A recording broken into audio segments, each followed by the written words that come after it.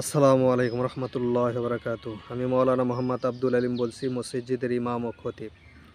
তো ভাই, যে কথা আমি আজকে আপনাদেরকে বলতে চাচ্ছি সেটা হলো, আমি দীর্ঘ 20 বছর যাবৎ আমি জিন ছাড়াই, জিনের রুগীগুলা চিকিৎসা করি।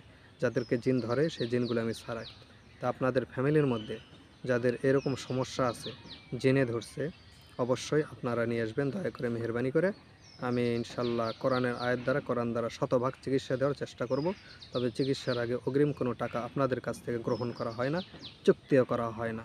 হাদিয়া দিবেন, হাদিয়া দেওয়া সুন্নত, হাদিয়া নেওয়া সুন্নত। সুতরাং আমি হাদিয়ার বিনিময়ে আপনাদেরকে কাজ করে দেব। তো যে কথা বলতেছি ভাই, একটা পরিবারে যখন জিন ধরে সেই পরিবারের কোনো অস্তিত্ব থাকে না। ছেলে হোক, মেয়ে হোক, নিজে হোক, পরিবারে হোক বা আত্মীয় স্বজন হোক, যাকেই ধরে না কেন, অশান্তি বিরাজ করে সেই পরিবারের মধ্যে। এই অশান্তির থেকে বাঁচার জন্য, অশান্তির থেকে মুক্তির জন্য আপনারা অবশ্যই এই অদম বান্দার সঙ্গে যোগাযোগ করবেন।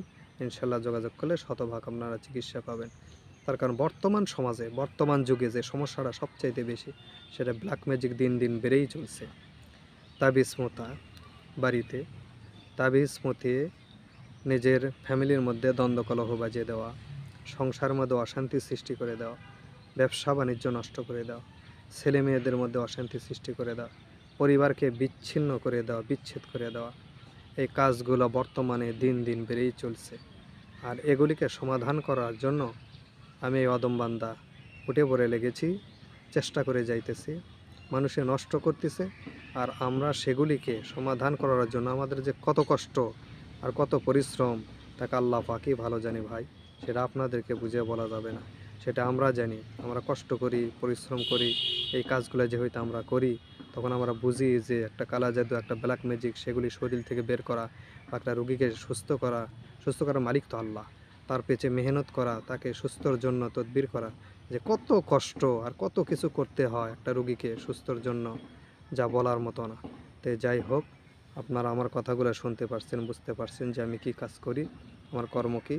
আমি ইমামতের পাশাপাশি এই কাজগুলো করি দীর্ঘ বছর ধরে। তো অবশ্যই আপনাদের মধ্যে যদি কোনো সমস্যা থাকে পরিবারের মধ্যে জিনে, তো অবশ্যই আমার সঙ্গে যোগাযোগ করবেন। আশাবাদী আপনাদেরকে শতভাগ তদবির দেওয়া, ট্রিটমেন্ট দেওয়ার চেষ্টা করব আর কি।